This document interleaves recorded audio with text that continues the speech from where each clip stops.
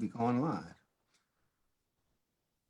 Hi, everybody. My name is Timothy Gager. Welcome to Virtual Fridays Dire Literary Series.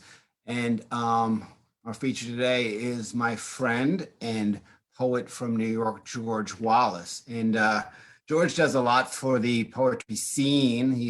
Does, besides being a terrific beat poet, he does great weather for media.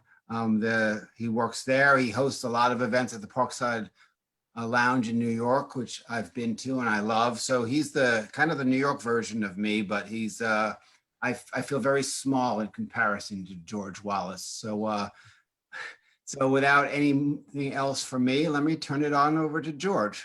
You haven't seen me. I've been on my butt in the, with the pandemic. I've been in the house for a year, so I'm getting larger and larger.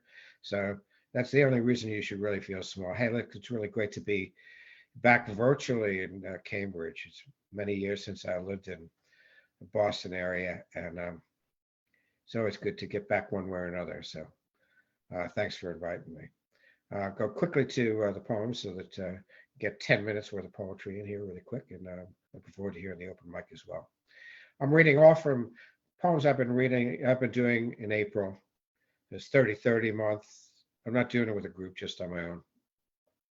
Love is the enormous room. You're in this place that you do not understand. 10,000 doors, but only one way in or out.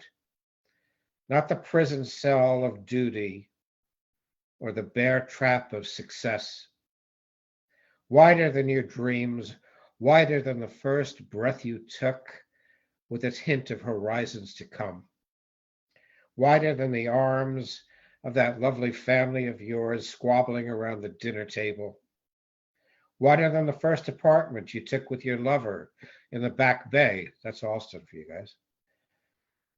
With its cool shadows and scent of chocolate from the sweet shop down the street. Wider than the jaws of life that extracts an impossibly broken body from a head-on crash. You are in the enormous room promised you as an infant, taken away and never returned. The confident grip of your mother's womb, the arms which cradled you when your heart knew pain. The place you couldn't articulate, too much for any ordinary man to understand or deliver. The force that moves you through liminal space, even as it holds you firmly in place.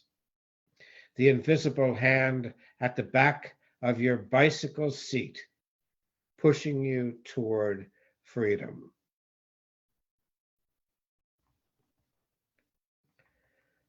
This is a poem you may recognize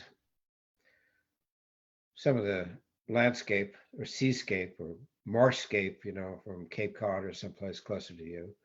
This is Long Island Sound, the North Shore of Long Island.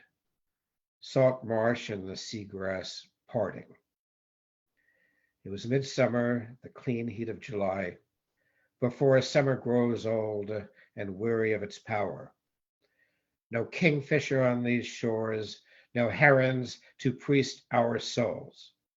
Only the piping plover with their skinny legs, running like schoolboys left out for the summer, daring the jingly wash that swept up to the high tide line for play. Plovers, gulls, bullet-headed missile birds, terns, you said, clumsy as rocks, designed by government engineers during the last war to drop out of the sky and chase submarines, track down and destroy men. Like sonar, or schools of fish, you said, and I nodded my head knowingly. And we were young, and the news was terrible. But the news was overseas, and anyhow, new wars are always brewing, you said, and you were busy with some loose papers and a pen, scribbling about it. I am journaling, you said. Just wait. Someday I am going to be a great journalist, a war correspondent.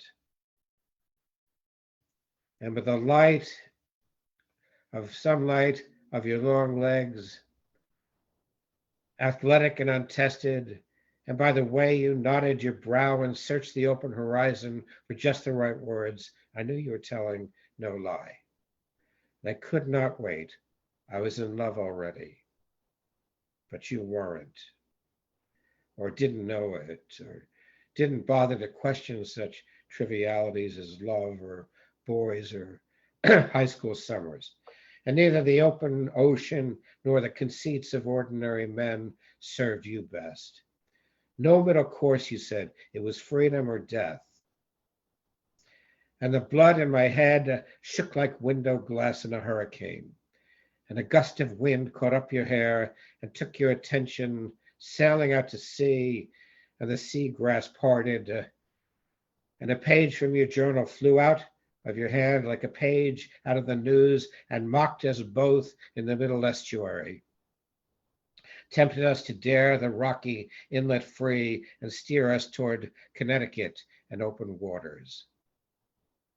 And the thought of kissing you never came into my boyish head before, but I tried it anyway, and you laughed and kissed me back like an ocean breaker, like a hillock of tiny waves mounting their way to shore, and told me to be patient. Neptune had lifted you up in his arms, not me. And I suppose it was not me who swept us up with muscular wings and hurled us crossways along the terrible shore, only on undertow. Not me, but the swell in the harbor and the open sea beckoning, surge by surge, like the sweet sap of beach rose rising. And the belly of rain which came running in off the headland caught us both by surprise, and the surface of the harbor danced like ballet shoes, and you admitted you liked me a little. And then in the dunes we lay quiet in the idiot sun, which had returned after the rain, like insect song returns to the tall grass after a midsummer squall. And we were young and careless and invisible and in love.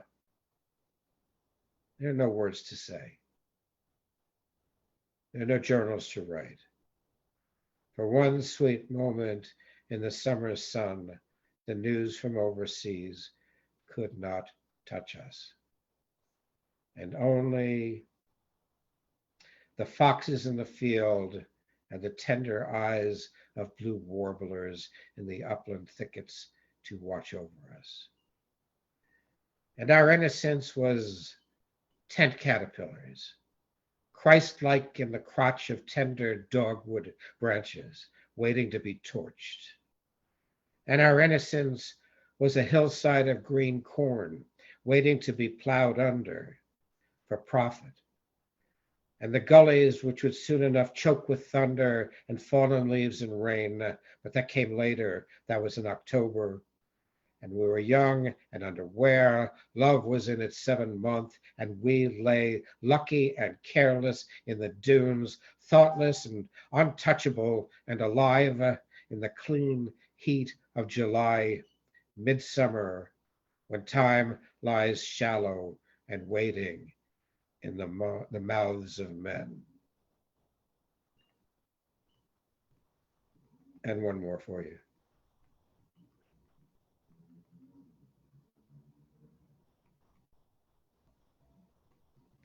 This is 2 old men, sort of in the Mission District of San Francisco. 2 old turtles on a slippery log. Some men's hearts are destined for a junk shop in San Pedro, a drunk or 2 away from being hawked for bus fare home to Lowell. Some men's hearts are bear traps, hanging stiff and heavy as iron shackles on a wooden peg in a Big Sur cabin abandoned. Hopeful as handguns, innocent as backpack slingshots, impractical as a shop window full of nunchucks and throwing stars outside the gates of San Quentin. Some men's hearts are dueling pistols, all for show. Others, fancy rapiers, sharp and supple, designed for piercing through European hearts or stripping flesh from bone.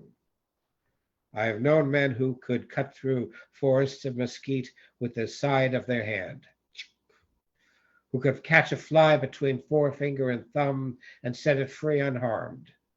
Men whose hearts were confiscated at the border or by a judge to satisfy a loan or back taxes or the ego of a mincing lord. I knew a man who gave his heart away all day long, only to pull it back like a toy at the end of a string. His name was Boomerang. I knew another man who fell in love too often and too soon. We called him Hair Trigger. You're none of these, old man, sitting on a bench on Mission Street, near the old Church of Synanon, tongue dry, squinting one-eyed into the astonishing sun. And I am none of these too. Hand me the bottle, fellow dreamer. Hand me the bottle, traveler, brother. We are two old turtles on a slippery log, snapping every now and then for the nostalgia or fun at random passing .com strangers. Cheers.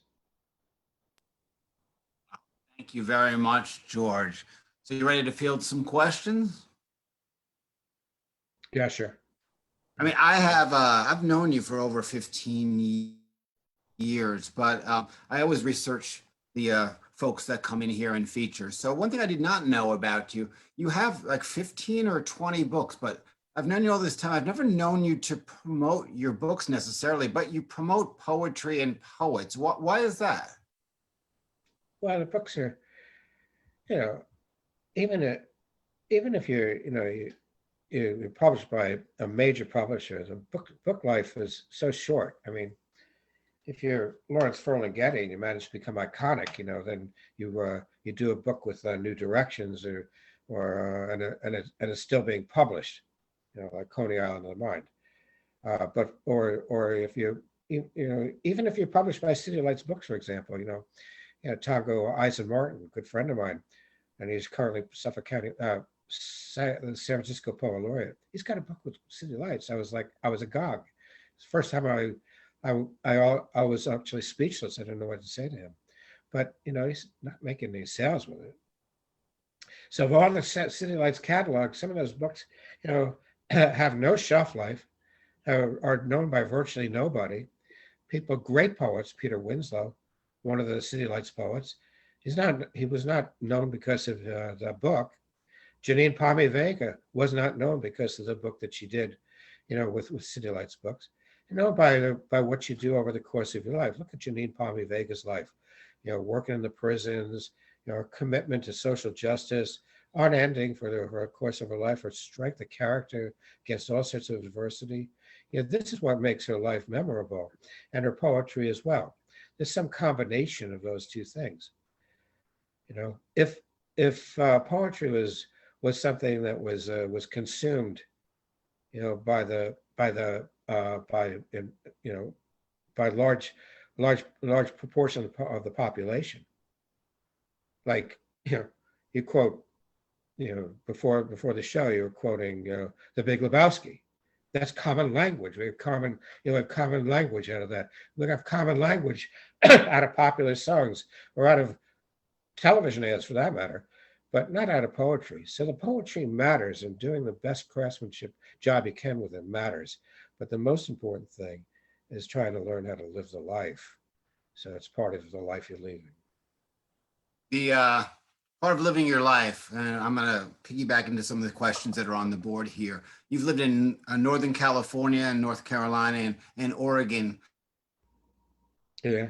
First part of this question is, do you write to those places? And Barbara asked, your reference to San Pedro Pawn Shop jumped out at her. When did you write that one? And was San Pedro a reference to Bukowski? Yeah, it's definitely a reference to Bukowski. Although it's pronounced, and we're Easterners, it's pronounced San Pedro. You have to be from LA to know that, but it is, which is ridiculous.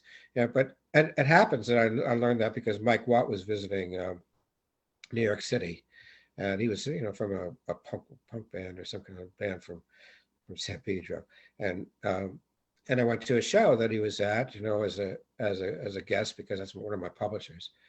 So we got to talking about he has this kayak, and he kayaks through the harbor in San Pedro, and we're talking about the bars that Busking hung out at. I mean, my references it don't come directly from experience because I wrote, as I said, I wrote this in the past week or two. Right now, I've been to LA in 2 years, but it's an accumulation. It's what you have on your palette when you wake up and when you're in the mode. You should be able to take any color that's on your palette and use it.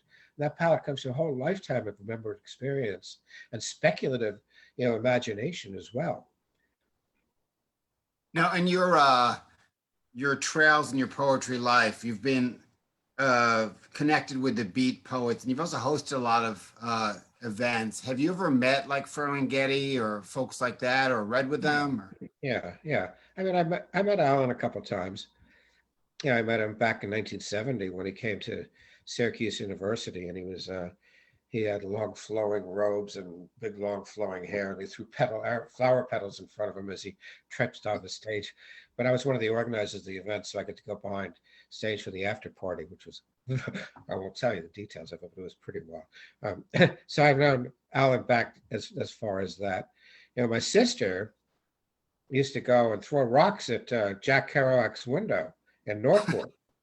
Hey, Jack, come on out. All the kids, the teenagers wanted to come out and hang around and fool around and stuff like that, which he did on occasion. But I never met Jack. I met most of the others at one point in time, the most well-known and the lesser well-known. But, I'm from the next generation, really. I remember you had a good association with the Carrock Festival in Lowell. I used to host you at the Dyer series on the Friday night before, and it always seemed like you would bring these host of merry people behind you and be like, George is here. So are they still doing the Carrock Festival? Or? Yeah, Lowell celebrates Kerouac is in October. It's like the first weekend in October. Although they also do a March birthday thing for him, and that's going strong. Lowell celebrates Kerouac. And I used to go every year. I was introduced to that by David Amram, who David's, he's definitely part of that whole scene. He was in Pull My Daisy and, did some of the first jazz poetry readings in New York City with some of those people. And he picked me up into his entourage. We did a lot of stuff together, including going to Lowell every year. And I love Lowell, going to that old industrial town, although, it's starting to turn into a suburb of Boston. Yeah. Oh, yeah. It's becoming gentrified. Well, the music and the jazz and poetry that you mentioned. Now, you could read music and play music at age 4, which is, perhaps, savant, like, well, not savant. Forgot the first word. Idiot savant. But what I'm saying is your love and your introduction to music, was that a foreshadow of poetry that you would get into later, or did you even make that connection? For sure. My writing, my writing of words, verse, is rhythm based. I'm interweaving melodies. I'm composing in ways that sometimes people who write 3-part, 3 parts, different parts to it. I do a lot of rondo type stuff, repeating, bringing themes back into things so they disappear, but they return, at the end of the piece. So there's a lot that I do that comes out of music, especially Baroque music. Well, I should have read you the one I wrote about Vivaldi, when Vivaldi is reincarnated as a fish, but we don't have time. So, but yeah, music's a large part of it. I've got some little helpers on my shoulder. I got a text from someone that said Prodigy, and in the chat it says Prodigy, Tim. So yes, George, your musical prodigy is the word. Without you folks, I'm just plain dumb. Well, it was jealousy. I had 2 older sisters, and they had piano lessons, and I wanted what they had. So, my parents got me, piano lessons, and I sat there on the stool, and my feet just barely went off the edge of the chair, but I had a facility for it. And I was reading music at the age of 4. So they called me a prodigy. They really did, and they were trying to push me to become a musician. They wanted me to go to Juilliard, but I knew my limitations, You and still play? I didn't feel and it was 100% in control of the medium, of the material. I was never comfortable with the amount of command that I had with the material.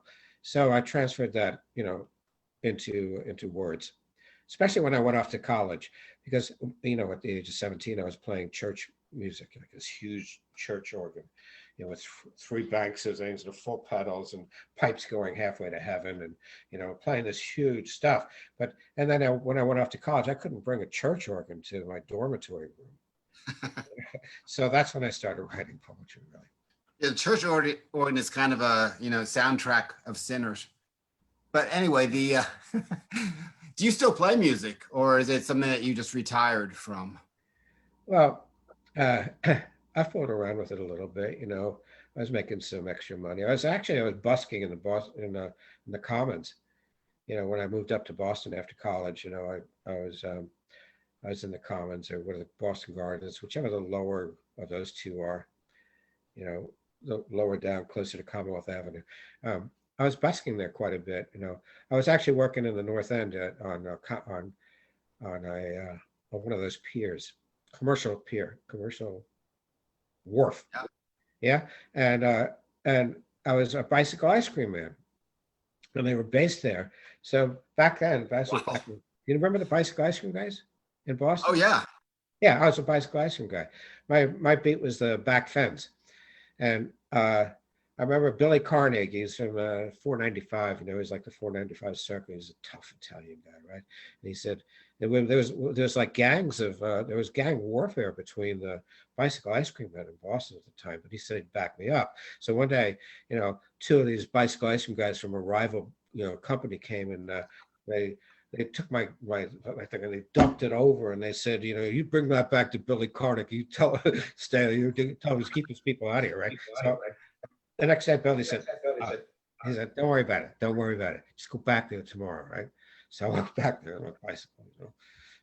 Here come these 2 guys. And Billy jumped out of a bush and just like scared the piss out of these guys, chased him away. And we had that turf the rest of the time that I was in Boston. So like Good Humor versus Mr. Softy is kind of like the Blood versus the Cribs in the ice cream circle. Yeah, I mean, it was, it was a soft porn of gang warfare. Your dad was a muralist for a vaudeville theater. So did you get to attend some of those at an early age, and did that influence you as a showman? Yeah, no, not really. I mean, that was my grandfather, actually.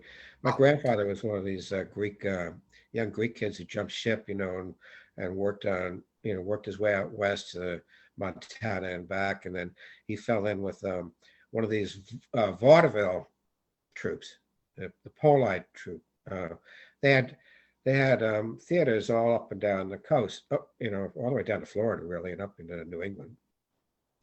And he did the frescoes for those, and some of them still exist. I mean, with the restoration of some of these, you find some of his work. My father was a kiddie dancer. He was part of a group of kids who danced, and they actually went bust down in Florida and had to work their way back up to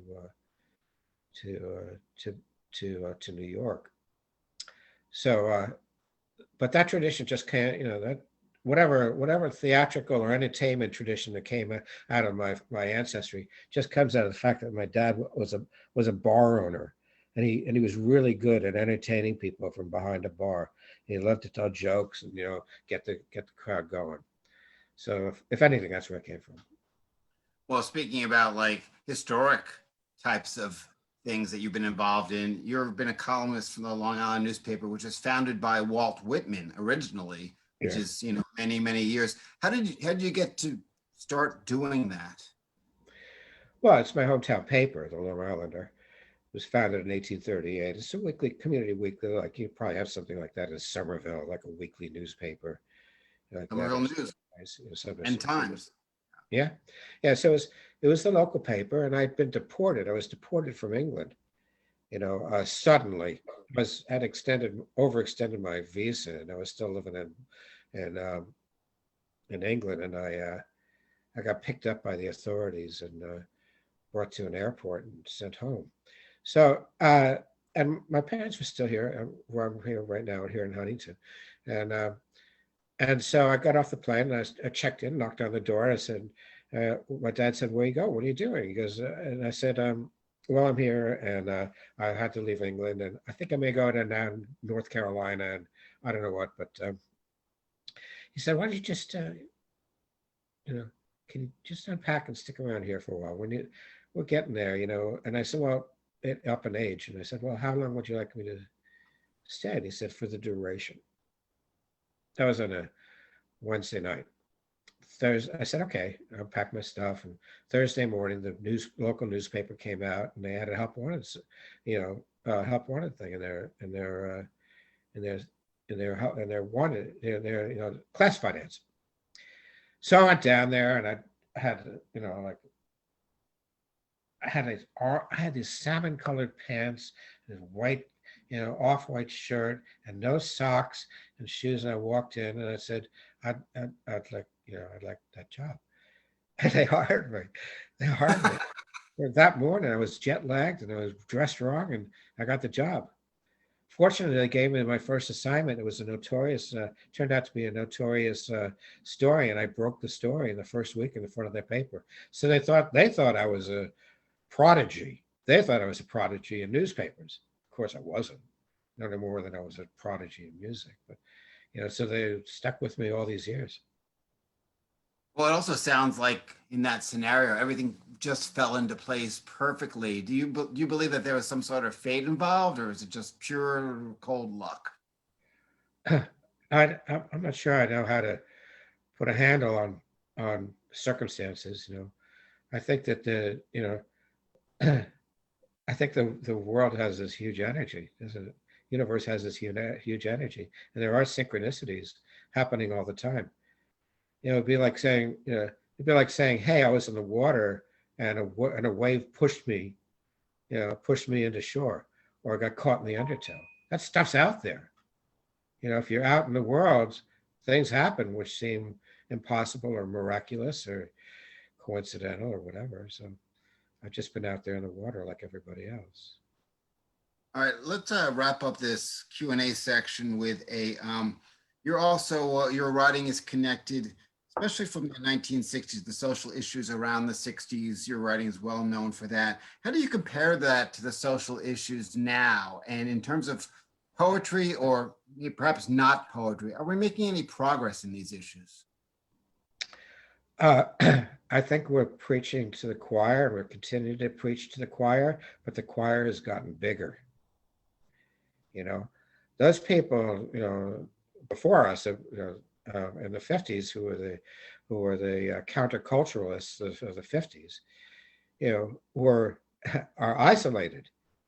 There was an underground out there, but they had to find it. They had to make it happen. The underground wasn't underground. They were an alternative to Eisenhower conformity. So I mean, the counterculture grew, and now we have, in our lifetime, or somebody my age anyway, a lifetime where there's been counterculture, and there's been from the people up, there's been quasi revolutions and changes and progress, and awful times as well, as we all know.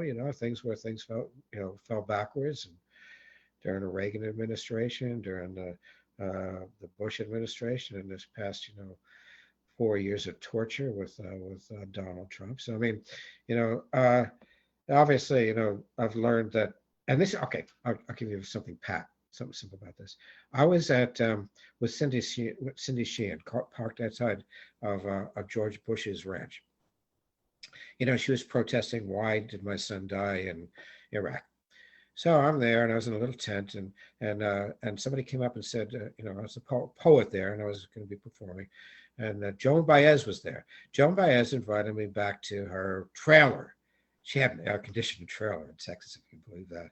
I was in a pup tent, right? But anyway, I was, of course, Joan Baez. So, I went back and I sat with Joan Baez in her air-conditioned trailer. We talked for 15 minutes. She was very gracious and everything like that. But I asked her, I said, how do you deal with the fact, and this is 1980s we're talking about, how do you deal with all the things that you'd fought for back then?